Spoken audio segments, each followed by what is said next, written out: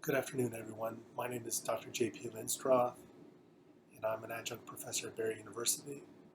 And today I'll be speaking about leadership and mindfulness, thoughts on Buddhism and beyond.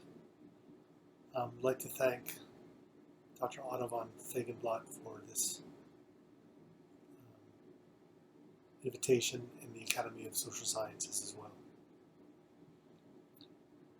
The idea of leadership and mindfulness reminds one of the leader, Jacinda Ardern, when she was first elected Prime Minister of New Zealand. And she talked about compassion, kindness, and empathy in her opening remarks.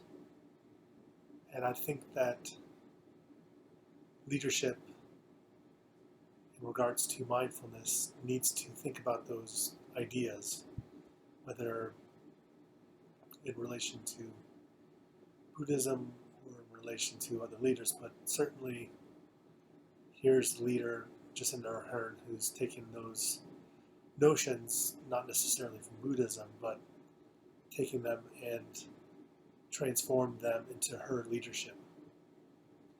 And I certainly think that we can be transformative leaders in education. Certainly, the notion of compassion, kindness, and empathy are valid concepts that we can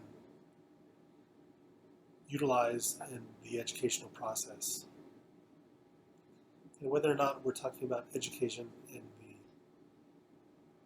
secondary level or we're talking about higher education, certainly notions of empathy, empathy toward students and how we bridge those gaps of understanding, and especially gaps in understanding when we're talking about ethnic groupings and different ethnicities and our understanding of knowledge of ethnicity as well. So empathy toward the other, when we think about those minority viewpoints, how do we take those into consideration? And what do I mean by that? Well, when we look at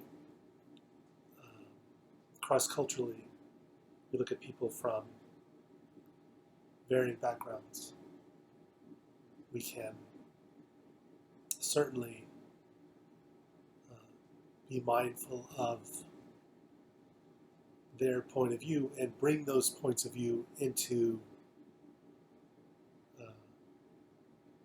perspectives of in the classroom. As far as leadership is concerned, certainly empathy, kindness, and compassion can be translated into a greater awareness, let's say, of emphasizing the concept of Buddhist love. And what I mean by that, mean that a greater compassion for all living things. And how do we bring that into our relation to the world is important. And I truly believe that when we're talking about